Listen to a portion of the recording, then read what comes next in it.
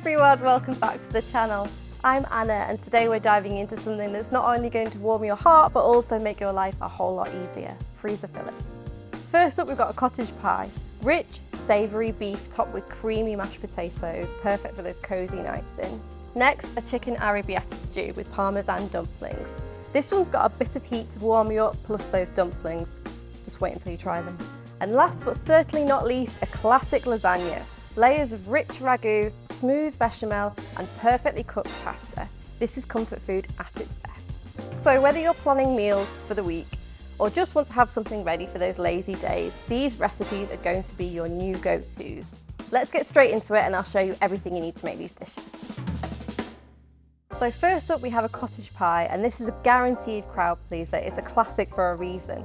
And it makes a massive batch, but actually it makes two, so you could eat one tonight and then put one in the freezer for later. You could also divide into individual portions for freezing if you like, but let's get going. So first of all, we're going to fry beef mince. We're going to add a little bit of oil to the pan and in goes the beef mince. You could do it in batches if your pan isn't big enough, but this pan's pretty big. So we're going to give the beef a head start on cooking. It's going to get really nice and golden brown and we're going to evaporate any of that water that's in there. Quite therapeutic really. So now we've browned the meat, we're just going to take it out of the pan into a bowl. Leave any of the oil behind. So once we've scraped out the beef, there's a little bit of oil left in the pan. If you need to add a little bit more, then do so. But now we're going to add the vegetables. So we've got carrots, celery and onion going in. So we're going to fry the veg for about 20 minutes until they're really soft. So the vegetables are all softened, they've been cooking for about 15 minutes. And now we're going to add in the flour, tomato puree and garlic. The flour is a thickener to create a really nice luscious gravy. And you add it now to cook it out before the stock goes in. And we're going to add tomato puree. This adds a little bit of sweetness and a bit of umami. And we've got garlic going in. That garlic's starting to smell really fragrant now, and the tomato puree's stirred in with the flour. So we're going to add the cooked beef back, give everything a really good stir. And next up we've got red wine, just a large glass.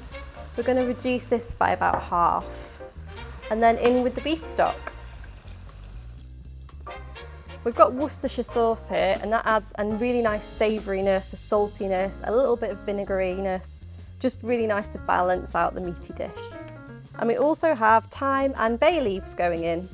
So we're going to bring this to a gentle simmer and then we're going to cook uncovered for about 45 minutes so that gravy gets lovely and thick. So this has been bubbling away now for 45 minutes and it's looking really nice. It's lovely and saucy, got a really nice colour. And now it's ready to assemble. So we're going to ladle this meat mixture into the dish. Doesn't matter how big your dish is, you could use small ones, a massive one. This we're probably going to do about half of the mix in here. This is about the right gravy consistency. You don't want it too thin that the mash sinks when the pie is cooking, but you also don't want it too dry that you're not left with any gravy at the end. So now we're going to go on with the mash, and this mash is made even better with cheese. It's got milk, cheese and butter in it. We're going to add it spoon by spoon to cover the whole top. So now the mash is covering the pie, I'm just going to use a fork to tease it into any exposed bits and leave a few bits, peaks and troughs, and then you'll get a lovely golden brown colour when it cooks. So this is nearly ready. But what's going to make it even better is more cheese. So we're going to put the cheese on the top and it's going to melt during cooking. So this is ready to go in the oven now. It's going to cook for about 25 minutes until it's really golden brown and crisp on top. All good dinners should sound like this. This is a proper old school comfort dinner. It reminds me of school dinners but in a really good way. Let's get stuck in. Get loads of that gravy and the meat. I love how rich the gravy is. The meat's really, really soft. Vegetables are soft and that cheesy mash is perfection. Next up we have a chicken arrabiatta stew. I remember when this recipe came through the test kitchen, everyone went crazy for it. It's a modern take on stew and dumplings with an Italian twist. Let's get started. So we're going to add some oil to the pan and we're going to fry the onion. We'll add a little pinch of salt with the onions. So we're just going to cook the onions until they're translucent. We don't need to take them any further. So now the onions have softened, we're going to add the chicken. We've got skinless, boneless chicken thighs here. We're just going to fry the chicken for a few minutes on each side until it's golden brown, but we don't need to cook through at this point. So now we've got a little bit of colour on the chicken, we're going to add the garlic and the chilli flakes. You could add as little or as much as you like, depending on how spicy you like it. Arrabbiata is a classic Italian spicy tomato sauce and it's typically served with pasta. It means angry in Italian, referring to the fiery red chilies, but you can make this stew as spicy or as mild as you like. And next to go in is a sun-dried tomato pesto. I love using this. It's rich, it's sweet, and it's packed with umami, perfect for flavouring any tomato sauce. We're going to stir that in with some stock and chopped tomatoes. And as soon as that starts to bubble, we're going to add thyme, some sugar, and a good pinch of salt and pepper. We're going to add the lid now and we're going to cook it for 40 minutes, low and slow, just so that chicken is fall apart tender. Dumplings are so easy to make, as the less you work the dough, the fluffier they will be, so there's no need to knead the dough loads and you don't need to use a food processor. So we're going to start off with some flour and then we're going to add cold cubed butter. And we're going to work that with our fingertips just until it looks like breadcrumbs. So once the butter is added to the flour, we're going to add cheese and milk to combine it. And we're just going to use a cutlery knife to bring it together. Once it starts to come together, we're going to get our hands in and just knead it briefly until it forms a dough. So now we've got our dough, we're going to divide it into 8. You can weigh them for accuracy if you like, or keep it rustic. And we're going to add these to the stew that's thickened up nicely. Now the dumplings are on, we're going to add extra cheese, make it even better. Just going to sprinkle it generously with all of that lovely parmesan before it goes in the oven. So into the oven it goes for 25 minutes until those dumplings have doubled in size. It smells so good. Those cheesy dumplings are crisp on top and fluffy on the middle. Can't wait to get stuck in. This smells so rich and cheesy, and that spiciness is really going to warm us up this winter. I'm going to be greedy and have 2 dumplings.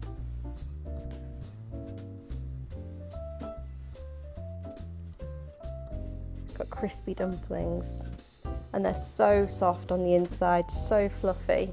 They've sort of absorbed some of that tomato oil as well. Do you see how fluffy this is?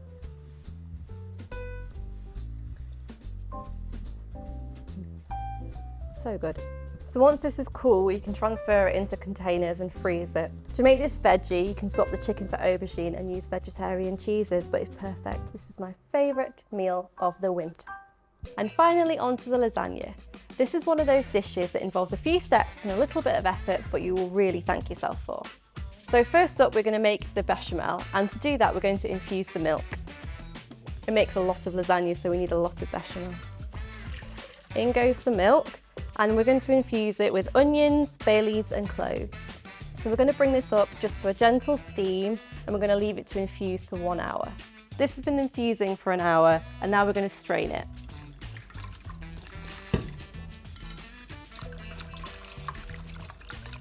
So we've got our infused milk now onto the bechamel. I'm going to melt the butter in the pan. I love that sound, like a little bubble.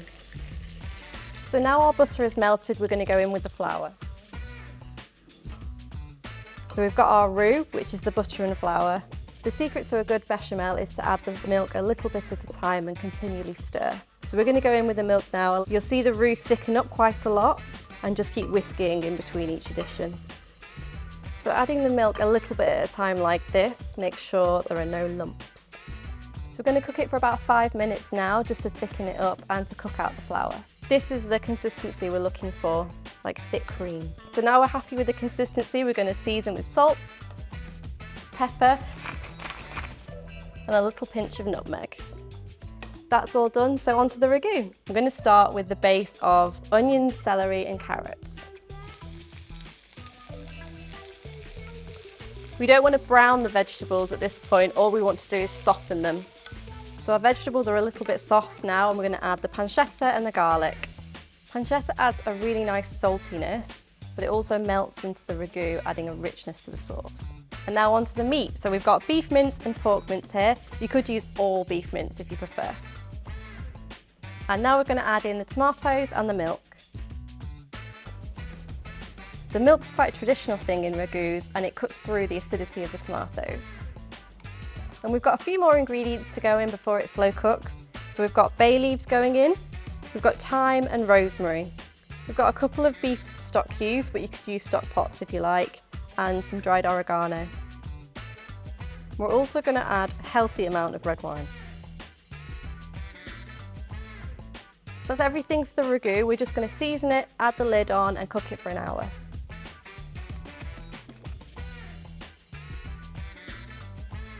So this ragu's had 1 hour with the lid on, and then half an hour to an hour, we've done it for an hour with the lid off. So we're looking for this sort of thickness, and it's ready to layer up.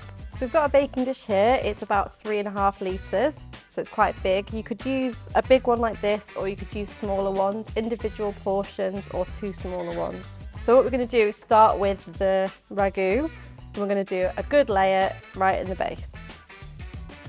So now we've got a nice layer of the ragu, we're going to go on with the lasagna sheets. We're using dried here in this recipe, and we just want to add them in a single layer, and then you can just snap them to fit. So now the pasta's on there, we're going to go in with the bechamel. We just want a thin layer all over the pasta. Can't think of anything more comforting than a giant dish of lasagna. And onto the final layer of bechamel. And we're going to finish on a layer of parmesan. Sprinkle liberally. So this goes into the oven for an hour at 160. You could do it in smaller dishes if you wanted to do individual portions. Probably need a little less time, like about 40-45 minutes. But doing it like this is great because everything cooks together, and then we can cut it up, slice it, and put it into individual containers to freeze. It's smelling really, really good. It's had an hour in the oven, and what we're going to do now is just to check that the pasta's cooked all the way through. Just use a knife, and yeah, there's no resistance there. It's definitely cooked through. So we're going to leave it to sit for 5 minutes, and then we're going to be plating up. This is my idea of an absolute winter warmer. It's comfort food at its best, and I can't wait to dig in.